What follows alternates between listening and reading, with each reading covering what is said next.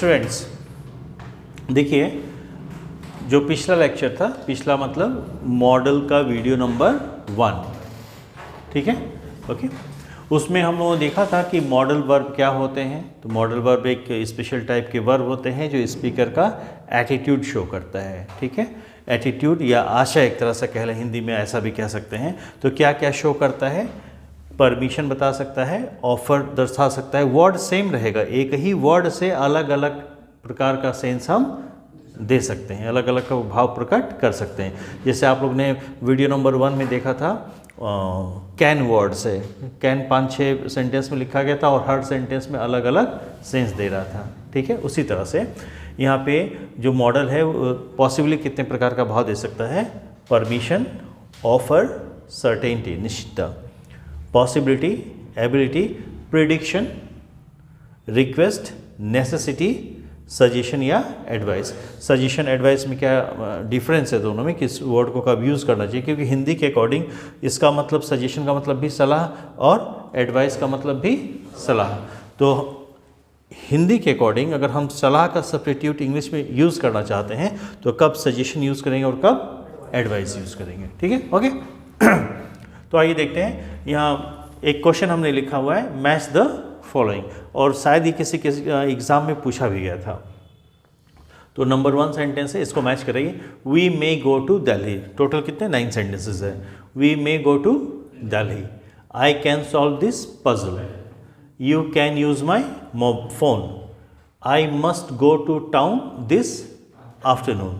He has worked very hard. He must be tired, ठीक है। Shall I drop you at the station. Shall we watch the news? I think he will come today. Could you post this letter? ठीक है। अब ये बताइए, we may go to Delhi. may एक model है, यहाँ पे may जो है क्या दर्शा रहा है? ऑफर है, सर्टेनिटी है, एबिलिटी है, प्रिडिक्शन है, रिक्वेस्ट है, नेसेसिटी है, सजेशन है, क्या है बताइए, कैसे मैच करेंगे इसको? इस सेंटेंस का भाव क्या आ रहा है? सर्टेनिटी का आ रहा है, कंपल्शन का आ रहा है, ऑफर का, क्या? हाँ, तो कैसा सेंस दे रहा है? We may go to Delhi, क्या हिंदी के अकॉर्डिंग सेंस आ रहा है? नहीं, नहीं, पॉसिबिलिटी, क्या? Possibility. We may go to Delhi, ये क्या बता रहा है? May possibility. जब आप कहते हैं इट मे रेन टुडे, तो वहाँ निश्चितता है कि आज बारिश होगी या इसकी संभावना है, तो पॉसिबिलिटी शो कर रहा है कि नहीं, ठीक है। तो इससे ये पता चलता है कि इस सेंटेंस में मे वर्ड जो है वो पॉसिबिलिटी शो कर रहा है। लेकिन जब आप क्लासरूम के दरवाजे पे खड़े होकर टीचर से कहते हैं मे आई कम इन सर, मे आई, तो क्या मे वहाँ पॉसिबिलिटी शो करता है या परमिशन या रिक्वेस्ट कह सकते हैं? Any doubt? पर यहाँ पे मैं क्या शो कर रहा है? पॉसिबिलिटी। तो इसको मैच कराया जाए, ठीक है। तो ये किससे मैच करेगा? किसमें है possibility? D, right, okay. I can solve this puzzle. मैं इस पहेली को सॉल्व कर सकता हूँ या सुलझा सकता हूँ। यहाँ पे कैन क्या बता रहा है? एबिलिटी, क्षमता बता, मेरी क्षमता है, मैं ये कर सकता हूँ, राइट। एबिलिटी कौन सा ऑप्शन में है? ई, ठीक है। You can use my phone. अगर आपने किसी को कहा you can use my phone, तो क्या कहना चाहते हैं? उसकी क्षमता है, ऑफर है या परमिशन है? परमिशन है, परमिशन है, राइट, ओके। परमिशन दे रहा है ना, इजाजत दे रहा है ना। You can use my phone, कहाँ है परमिशन? ए नंबर, ओके। अब देखिए कैन यहाँ भी है और कैन यहाँ परमिशन दे रहा है और यहाँ पे एबिलिटी शो कर रहा है। कोई दिक्कत? ओके, अब तो समझ में आ रहा है मॉडल का यूज, ठीक। I must go to town this afternoon, यहाँ पे मस्ट एक मॉडल है, इसका क्या भाव आ रहा है? मस्ट, मस्ट क्या सेंस यहाँ पे दे रहा है? ओवरऑल इस सेंटेंस का मीनिंग क्या है?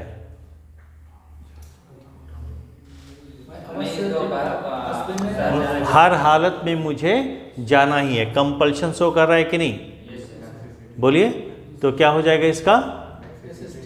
नेसेसिटी। और कुछ तो नहीं है इसमें? नहीं। एक वर्ड होता है कंपल्शन, तो कंपल्शन कह लीजिए चाहे नेसेसिटी कह लीजिए, कोई दिक्कत? ओके, तो ये जो है क्या शो कर रहा है? Necessity. Alright, okay. He has work very hard, उसने बहुत कठिन परिश्रम किया है। ही मस्ट बी टायर्ड, यहाँ पे मस्ट आ गया, ही मस्ट बी टायर्ड। इससे पहले भी मस्ट आया था। मस्ट क्या शो कर रहा था? नेसेसिटी या कंपल्शन। हम एक और बढ़ा दे रहे हैं कंपल्शन का, ठीक है, अलग से बढ़ा दे रहे हैं। हालांकि सेंटेंसेस 9 है तो 9 ऑप्शंस हैं वहाँ पे, लेकिन फिर भी मैं एक बढ़ा दे रहा हूँ, ठीक है। आई के बाद जे, कंपल्शन। ओके, तो अब अगर कंपल्शन आ गया तो नेसेसिटी भी चल सकता है, कंपल्शन भी, जिस तरह से सेंटेंस लिखा है। Otherwise must generally, must generally, generally not always, प्रायः मस्ट के माध्यम से हम कंपल्शन ही दर्शाते हैं, यानी जहाँ पे कंपल्सरी फैक्टर होता है कि उसको करना ज़रूरी ही है, राइट, ठीक है। यहाँ इसको पढ़ के देखिए, he has work very hard, he must be tired. वह बहुत कठिन परिश्रम किया है, एक क्लॉज हो गया। दूसरे क्लॉज में क्या कह रहा है? ही must be very, sorry, he must be tired. वह ज़रूर थका हुआ होगा, थका हुआ, वह ज़रूर थका हुआ है, या वह ज़रूर थका हुआ होगा, ऐसा सेंस आ रहा है, होगा।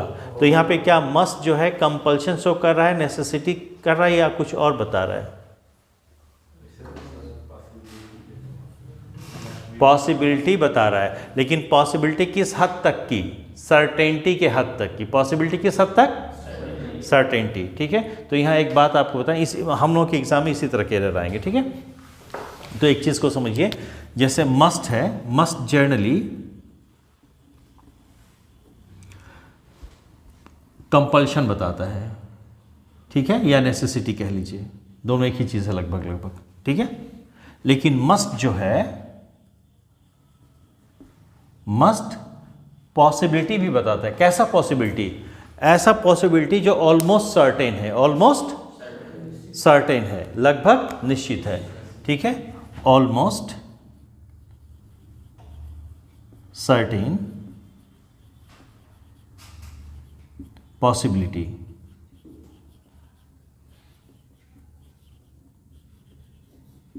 ठीक है। जैसे हम ये कहें कि जाड़े का दिन था, वॉशरूम में टब में पानी रात का रखा हुआ था, आप नहा के निकल गए गर्म पानी से, और एक टब जो है रात का पानी रखा हुआ था। आपके फ्रेंड गए नहाने के लिए, राइट, उन्होंने आपसे पूछा नहीं कि पानी जो है टब में वो गर्म है या ठंडा है, जाड़े का मौसम था, और उन्होंने जैसे पहला मग डाला पानी अपने ऊपर, चिल्लाए होंगे, है कि नहीं? हाँ, तो उनकी चिल्लाहट सुन के आप एकदम गैस कर दिए होंगे कि पक्का वो ठंडे पानी से, ठीक है। तो वहाँ एक पॉसिबिलिटी की बात हो रही है। पॉसिबिलिटी कैसा? ऑलमोस्ट सर्टेन, यस और नॉट? कोई दिक्कत? राइट, ठीक है। किचन में रात को 2 बजे, हम गहरी नींद में थे, रात को 2 बजे किचन में कुछ डब्बा या बर्तन गिरने की आवाज़ आई, ठीक, और हमें पता है कि हमारे घर में चूहे ज़्यादा हैं, तो हम ये निश्चित तौर पे नहीं कह सकते कि चूहे नहीं गिराया होगा, पर मैक्सिमम पॉसिबिलिटी, तो आप वहाँ गैस करेंगे, पॉसिबिलिटी की बात करेंगे कि चूहे ने ही गिराया होगा, तो पॉसिबिलिटी तो है, लेकिन चूहे की गिराने की पॉसिबिलिटी कितनी है? ऑलमोस्ट सर्टेन, हाँ या ना? बोलिए भाई। तो मस्ट जो है पॉसिबिलिटी भी दर्शाता है, पर कैसा पॉसिबिलिटी? लगभग सर्टेन के बराबर। Any doubt? जैसे बारिश के मौसम में काले घने बादल एकदम छाए हुए हैं, खूब ज़्यादा ह्यूमिडिटी है, खूब उमस है, और काले घने बादल छाए हुए हैं, तो इससे अनुमान लगा सकते हैं कि बारिश होगी, पॉसिबिलिटी है बारिश होने की। लेकिन क्या जब इस तरह का मौसम होता है तो हर बार बारिश हो ही जाती है? कई बार नहीं भी होती है। लेकिन हम तो संभावना यही व्यक्त करेंगे ना कि ये इस तरह का मौसम है, काले घने बादल छाए हुए हैं तो बारिश होगी ही होगी। इस पॉसिबिलिटी को हम प्रिडिक्ट कर सकते हैं, ये नॉट। लेकिन वो जो पॉसिबिलिटी की बात कर रहे हैं वो लगभग सर्टेन जैसा है कि नहीं, तो इसका ध्यान रखिए, क्योंकि बेसिक लेवल पे बच्चों को सिर्फ यही लगता है कि मस्ट जो है क्या कंपल्शन ही शो करता है, जबकि मस्ट जो है पॉसिबिलिटी भी शो करता है। कैसा पॉसिबिलिटी? जो लगभग सर्टेन हो। मे भी पॉसिबिलिटी शो करता है, ठीक है, हमेशा पॉजिटिव पॉसिबिलिटी और ग्रेटर पॉसिबिलिटी, पॉजिटिव और ग्रेटर पॉसिबिलिटी, संभावना जहां बहुत अधिक हो। और माइट जो है सबसे कम पॉसिबिलिटी, माइट भी पॉसिबिलिटी शो करता है लेकिन सबसे कम। और मस्ट जो है अगर पॉसिबिलिटी के सेंस में यूज हुआ है तो सबसे ज्यादा, लगभग निश्चित के बराबर। Any doubt? क्लियर है? ओके। तो यहां पे देखिए ध्यान से, वो जब बहुत कठिन परिश्रम किया है तो इस बात की पॉसिबिलिटी है कि थका हुआ होगा, तो पॉसिबिलिटी में कम पॉसिबिलिटी है, लगभग तय ही है कि थका हुआ होगा, लगभग तय है। तो यहां पे क्या आ जाएगा? सर्टेनिटी, ऑलमोस्ट सर्टेनिटी वाला भाव। बोलो भाई।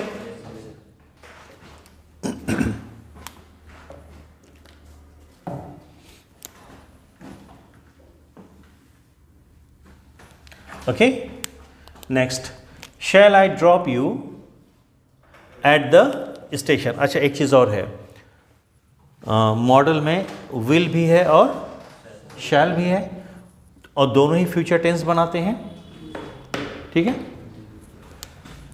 मॉडल में विल और शैल दोनों हैं, और दोनों ही फ्यूचर टेंस में यूज होते हैं, फ्यूचर में यूज होते हैं या फ्यूचर टेंस शो करते हैं।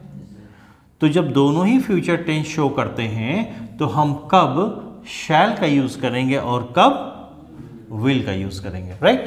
तो ये भी एक देखने वाली बात होगी, आगे चल के इसको देखेंगे, ठीक है। अभी इसको मैच करा लेते हैं हम लोग, हाँ, ठीक है। तो shall I drop you at the station, क्या कह रहा है?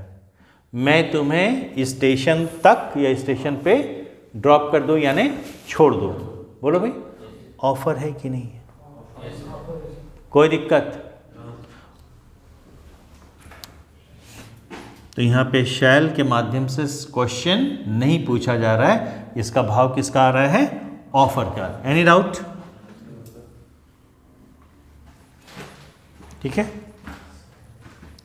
Shall we watch the news, ठीक है। ये एक तरह का प्रोपोजल है। क्या है?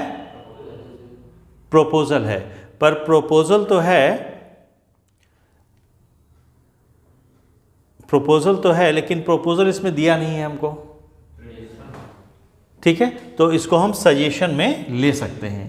प्रोपोजल दिया नहीं है तो इसको हम सजेशन में ले सकते हैं। क्लियर है यार? बैठे गॉसिप कर रहे हैं, इससे बढ़िया चलो हम लोग न्यूज़ ही देखते हैं। तो इस एक तरह का सजेशन या एडवाइस हो सकता है, हालांकि बेसिकली प्रोपोजल है, लेकिन चूंकि जिस एग्जाम का ये क्वेश्चन उसमें प्रोपोजल का ऑप्शन था ही नहीं, ठीक है, तो हमारी मजबूरी क्वेश्चन जो अवेलेबल ऑप्शन है उसी में से बेस्ट को हमको चूज करना पड़ेगा, ठीक है। तो यहाँ पे शैल के थ्रू क्या कह रहा है? प्रोपोजल। प्रोपोजल का ऑप्शन नहीं है तो you should go for the option with suggestion, right. Next, I think he will come today. I think, मुझे लगता है। मुझे, जब आप ये कहते हैं मुझे लगता है, तो उस बात, जब आप ये कहते हैं मुझे लगता है, तो इतना कहने के बाद जब आके कोई भी बात कहना चाह रहे हैं तो उस बात की निश्चितता होती है, संभावना होती है, यानी तो ये क्या हो जाएगा? Yes, prediction. क्या हो जाएगा? प्रिडिक्शन। Any doubt? ठीक है, बोलो भाई। Okay. Could you post this letter? Request. क्या है? रिक्वेस्ट है, लेकिन यहीं पे अगर आप कह देते हैं वुड का यूज करते हैं। किसका? वुड का, ठीक है। Would you like to have tea with me, तो वुड वहां पे क्या हो जाता? ऑफर हो जाता है, ठीक है। तो यहां पे क्या है? कुड के माध्यम से क्या किया जा रहा है? रिक्वेस्ट किया जा रहा है, ठीक है। Alright, any doubt? अब बात को समझिए। तो आपने ये देखा कि मस्ट के माध्यम से पॉसिबिलिटी भी, मस्ट के माध्यम से कंपल्शन भी दर्शाते हैं या नेसेसिटी, या फिर मस्ट के माध्यम से हम सर्टेनिटी, निश्चितता का भी भाव देते हैं। तो सर्टेनिटी मतलब यहाँ पे एक्चुअली सर्टेनिटी नहीं होना चाहिए था, यहाँ पे होना चाहिए था ग्रेटर पॉसिबिलिटी। क्या? लेकिन अब एग्जाम को पूछा हुआ क्वेश्चन वही हम लोग सॉल्व कर रहे हैं, ठीक है।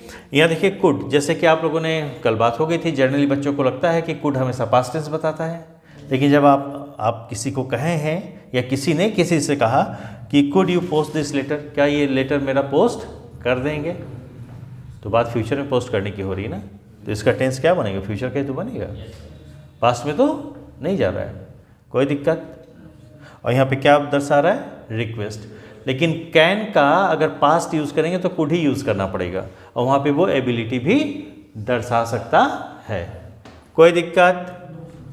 ठीक है। देखिए दोनों ही शैल है ना, यहाँ पे शैल क्या बता रहा है? ऑफर, और यहाँ पे शैल का शैल से इंटेंशन क्या है? सजेशन का। ऑलराइट, कोई दिक्कत?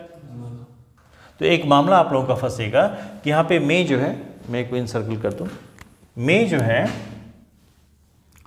मे भी आपका क्या शो कर रहा है? पॉसिबिलिटी। यहाँ पे मस्ट भी पॉसिबिलिटी, बोलिए भाई, है ना, और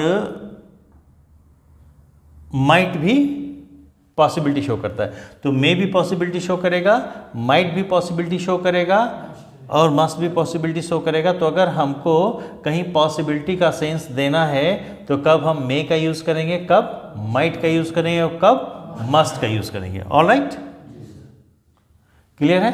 अब यहाँ पे ये रिक्वेस्ट कर रहा है, तो मे भी, मे आई कम इन सर, बच्चे ने रिक्वेस्ट की, तो क्या मे के माध्यम से, तो मे से भी हम रिक्वेस्ट करते हैं, एनी डाउट?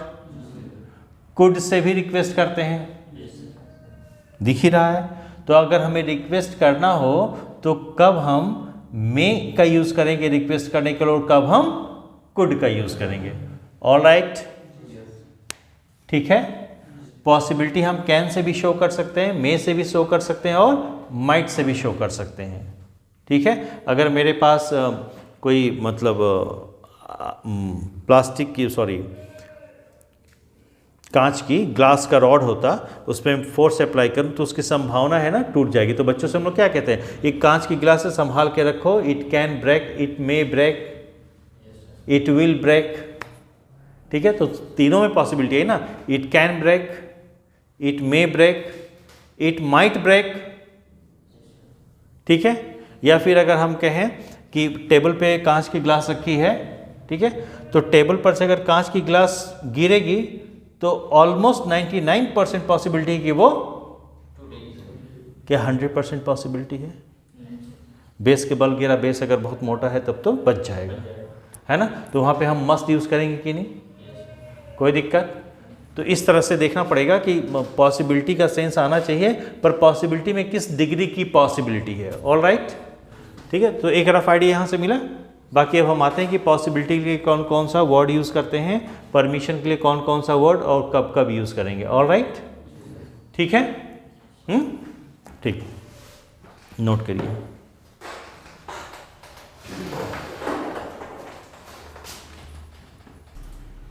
ओके, तो यहाँ पे कॉन्सेप्ट आपका क्लियर हो गया कि मॉडल एक ही वर्ड है, वो अनेक अनेक प्रकार के भाव में प्रयोग किया जा सकता है, या the same model expresses different meaning in different context. Clear?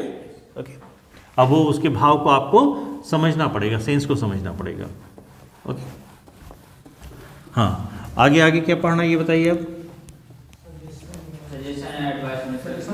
अच्छा, सजेशन और एडवाइस में डिफरेंस क्या है? बहुत ही बढ़िया क्वेश्चन है, एक बार ये भी एग्जाम में आया हुआ है, सजेशन और एडवाइस। ठीक है, सजेशन एडवाइस इसलिए आपको लोगों को पढ़ना पड़ रहा है कि मॉडल जो है सजेस्ट भी करता है और एडवाइस भी करता है, पर हिंदी के अकॉर्डिंग हम देखें तो दोनों का मीनिंग तो एक ही है, सलाह से ही मतलब है। ठीक है, तो आइए इसको देख लेते हैं। देखिए, तो सजेशन नाउन हो जाएगा और सजेस्ट जो है वर्ब हो जाएगा। ठीक है, तो हम वर्ब लेके चल रहे हैं। ठीक, एक होता है सजेस्ट, ठीक है, और एक है एडवाइस, ADVICE। और कन्फ्यूज़न होता है थोड़ा कुछ बच्चों को, ADVISE,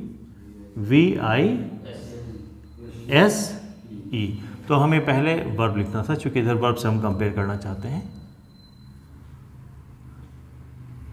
सी।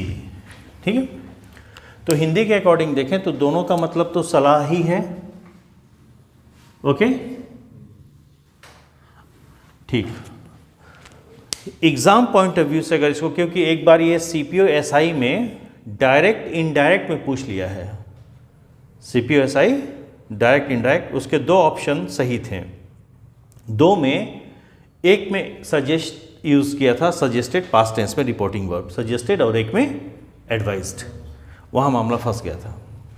ठीक है, तो देखिए एक तो ये है कि सजेशन जो वर्ड है या सजेस्ट आम तौर पे करते हैं, in general, not to a particular, not to a particular, we suggest in general, not to a particular. कोई दिक्कत?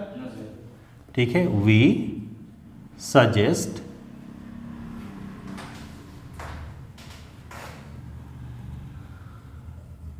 इन जनरल, ठीक है, एंड नॉट टू पर्टिकुलर। किसी पर्टिकुलर को हम सजेशन नहीं देते हैं, किसी पर्टिकुलर को हम सजेस्ट नहीं करते हैं, और सजेस्ट करना एक वर्ब है। ठीक है, इस वजह से एक बहुत इंपॉर्टेंट नोट हमको यहाँ पे मिल जाएगा, क्या, कि चूंकि आप किसी पर्टिकुलर को सजेस्ट नहीं करते हैं तो सजेस्ट या सजेशन के बाद, ठीक है, आप कोई ऑब्जेक्ट यूज नहीं कर सकते। ठीक है, नोट में लिखिए, we do not use any object. ठीक है, आफ्टर द वर्ब सजेस्ट।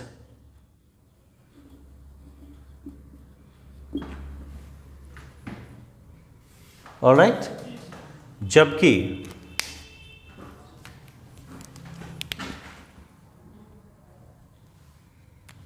जबकि एडवाइस जो है किसी पर्टिकुलर को ही देते हैं, डॉक्टर सजेस्ट नहीं करता है, डॉक्टर पेशेंट को एडवाइस करता है, क्योंकि एडवाइस कौन कर, सलाह कौन दे रहा है, डॉक्टर दे रहा है। इन जनरल दे रहा है कि किसी पर्टिकुलर को दे रहा है?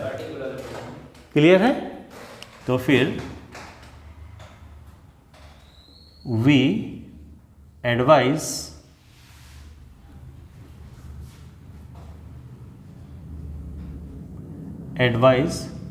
अ पर्टिकुलर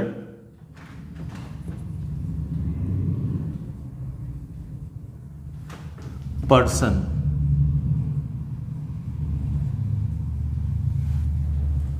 ठीक है, इसलिए यहां भी एक नोट लिख लेते हैं कि एडवाइस के बाद एक ऑब्जेक्ट आता ही आता है।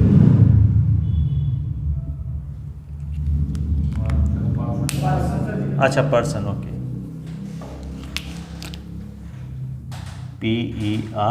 PERSON, ठीक है, पर्सन, सॉरी। तो फिर यहाँ नोट लिख लेते हैं कि आफ्टर द वर्ब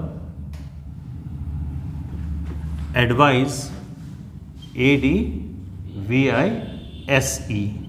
ठीक है, after the verb advise we always place का मतलब रखते हैं, यहाँ वर्ब है प्लेस, ठीक है, प्लेस का मतलब रखना। After the verb advise we always place an object. ठीक है, अगर एग्जाम्पल लिखें,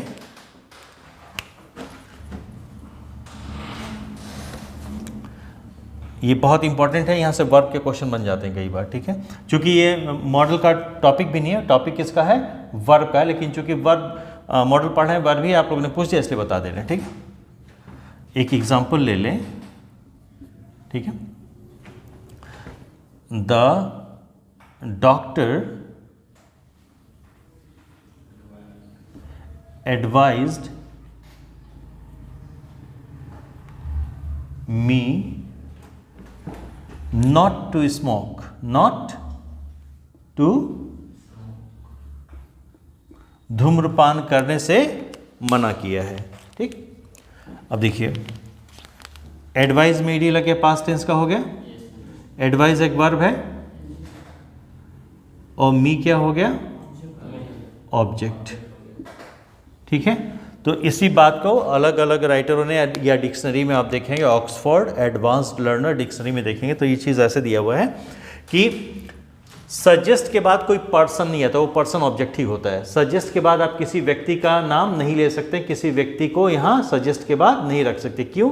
क्योंकि सजेस्ट हम किसी व्यक्ति को करते ही नहीं, सजेस्ट आम तौर पे करते हैं, ठीक है, आम तौर पे करते हैं, किसी पर्टिकुलर को नहीं करते हैं, ठीक है। और सजेस्ट आप किसी जानवर को, किसी पेड़ पौधे को नहीं करेंगे, जब भी सजेस्ट करेंगे तो इंसान को करेंगे, ठीक है। और जब सजेशन जो वर्ड है या सजेस्ट जो वर्ड है, सजेशन नाउन हो जाएगा, सजेस्ट वर्ब है, ठीक है। सजेस्ट हो चाहे सजेशन हो, इन जनरल यूज होता है, पर्टिकुलर के लिए यूज नहीं होता है, इसलिए इनके बाद कोई व्यक्ति नहीं आता। ये बात समझ में? तो जो व्यक्ति होता है दरअसल वो क्या होता है, ऑब्जेक्ट। वही बात यहाँ लिखी गई है, we suggest in general and not to particular, किसी पर्टिकुलर को सजेस्ट नहीं करते हैं। नोट में लिख दिया गया है, we do not use any object after the word suggest. जो वर्ब है सजेस्ट, उसके बाद हम किसी ऑब्जेक्ट का इस्तेमाल नहीं करते। और यहाँ पे जो ऑब्जेक्ट है, इसको मैं एक बार और बढ़िया से लिख दे रहा हूँ। जो ऑब्जेक्ट वर्ड यहाँ पे लिखा गया है, ऑब्जेक्ट के रूप में कोई व्यक्ति आना, क्योंकि आप किसी पर्सन को सजेस्ट करते ही नहीं है, तो सजेस्ट या सजेशन के बाद कोई व्यक्ति। क्लियर है? Any doubt? ठीक, इसका भी एग्जांपल लिख दें।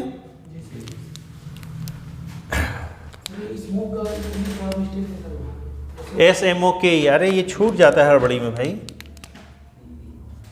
हो गया, ठीक है, थैंक यू। चलो, हाँ देखिए, अगर हम कहें द गवर्नमेंट एडवाइज्ड अस, ध्यान से देखिएगा सेंटेंस को, नोट बाद में करिएगा। ये कैमरे में पूरा यहां तक दिख रहा है, नीचे तक, ठीक है। मैं गवर्नमेंट शॉर्ट में लिखूंगा, जगह कम है। द गवर्नमेंट सजेस्टेड, ठीक है, सजेस्टेड अस नॉट टू, ठीक है, डिसओबे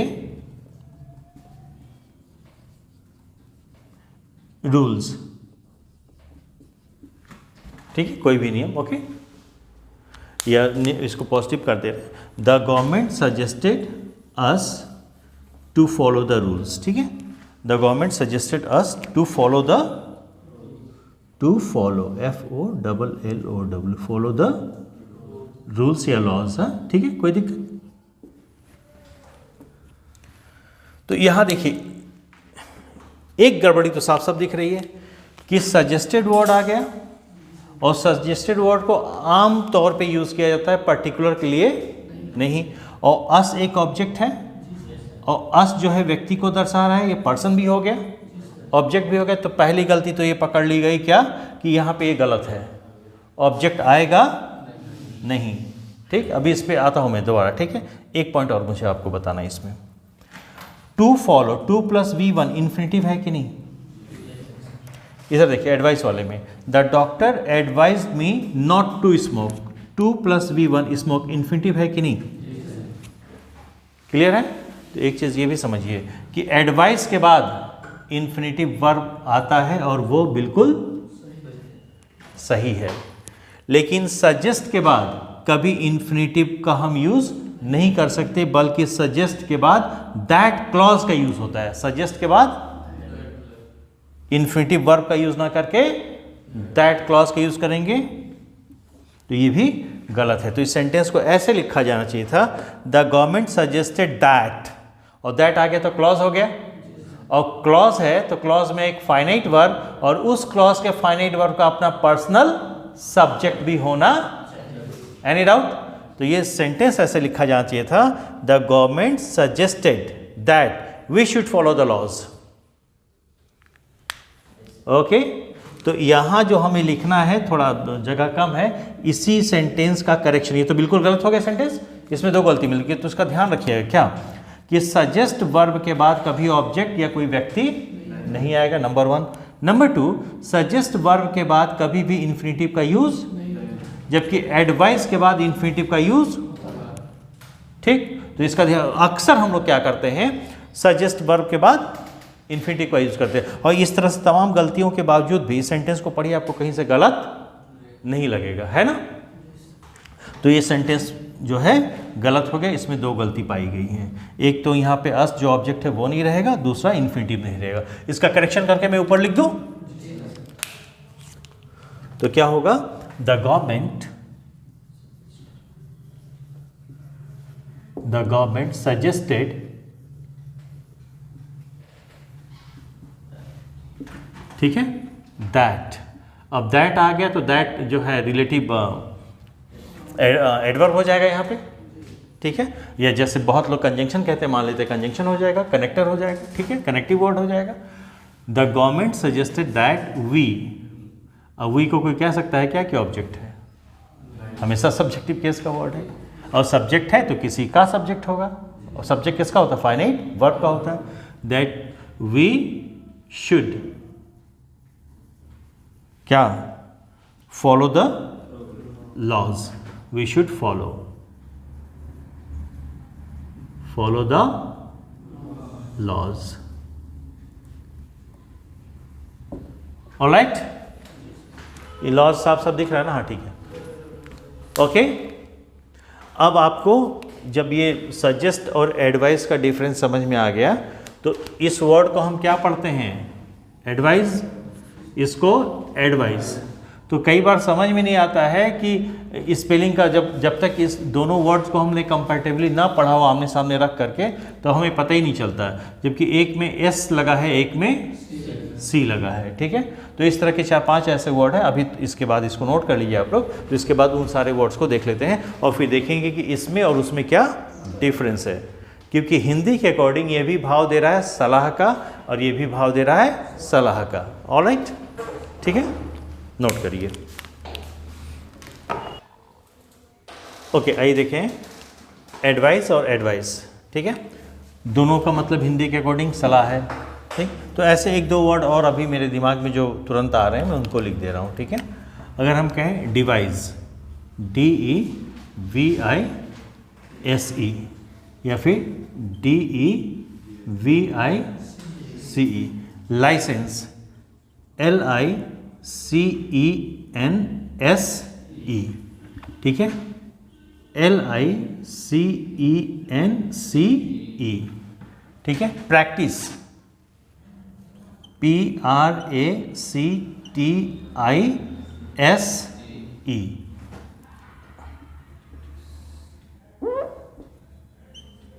ठीक है, या फिर PRACTICE। तो इसको भी प्रैक्टिस पढ़ेंगे, इसको भी प्रैक्टिस पढ़ेंगे, ये भी लाइसेंस, ये भी लाइसेंस, ये भी डिवाइस, और ये भी डिवाइस, ये भी एडवाइस, और ये एडवाइस। तो डिफरेंस क्या है, तो देखिए, जिसमें भी एस लगा है स्पेलिंग में, वो एस वाले अपने आप में क्या है, वर्ब है, तो इनको हमेशा वर्ब के जगह पे रखा जाएगा या वर्ब के तौर पे यूज किया जाएगा। ऑलराइट, और जितने सी वाले हैं ये हमेशा क्या है, नाउन है, तो इनको नाउन के जगह पे रखा जाएगा या नाउन के ही रूप में यूज किया जाएगा। ऑलराइट, ठीक है। तो अगर मान लीजिए कि एग्जाम में आपको फिल इन द ब्लैंक दिया गया है, और फिल इन द ब्लैंक में 2 चॉइस मिल गया है, PRACTISE और PRACTICE। तो आपको इतना ही ध्यान रहा कि हमने पढ़ा था कहीं किताब में या कहीं किसी के क्लास में कि 2 प्रैक्टिस होता है, 2 एडवाइस होता है, एक नाउन होता है, एक वर्ब होता है। एग्जाम हॉल में ये भूल गए कि कौन सा नाउन होता है, कौन सा, कोई काम गड़बड़ हो जाएगा, मान लो कर ही नहीं पाएंगे। तो एक जो लोकल अपना खुद का होता है ना तौर तरीका सब समझने का, इतना तो पता है एक नाउन है, एक वर्ब है। पार्ट ऑफ स्पीच में पहले नाउन आता है कि पहले वर्ब आता है? और डिफरेंस किसका है स्पेलिंग में, एस का और, ठीक है। लेटर्स में, अल्फ़ाबेट में पहले एस आता है, पहले सी आता है? पहले सी आता है। हाँ, पहले नाउन आता है कि पहले वर्ब आता है? पहले सी आता है, पहले नाउन आता है। तो सी वाला पहले पहले मैच करा लिए। ये क्या हो जाएगा, सी वाले जितने हैं नाउन है। क्लियर? एस बाद में आता है और वर्ब भी पार्ट ऑफ स्पीच में नाउन के, कोई दिक्कत? तो ये क्या हो जाएगा अपने आप में, ऑलराइट। एक छोटी सी लोकल टेक्निक, ऑलराइट, ठीक है। आगे वर्ब हम लोग को पढ़ना है। चूँकि आज तो क्लास ख़त्म हो रही है, अगले वीडियो में, अगले क्लास में, ठीक है, आप लोगों को डिटेल में अब एग्जैक्ट जो मॉडल का यूजेस है वो हम लोग देखेंगे, ठीक है, कि शैल और विल में क्या डिफरेंस है, किसको कब यूज़ करेंगे। और जहाँ तक परमिशन की बात है तो मे से भी परमिशन देते हैं और कुड से भी देते हैं, ठीक है, ओके। कैन से भी परमिशन देते हैं, तो किसका कब यूज़ करेंगे। पॉसिबिलिटी के लिए मे है, माइट है, कुड है, मस्ट भी है। तो कि अगर पॉसिबिलिटी शो करना है तो पॉसिबिलिटी के लिए हमारे पास 4 मॉडल हो गए। तो 4 में से किस मॉडल का यूज़ कब करेंगे, राइट, ओके, ठीक है। आज के लिए इतना काफ़ी है। Okay, thank you everyone.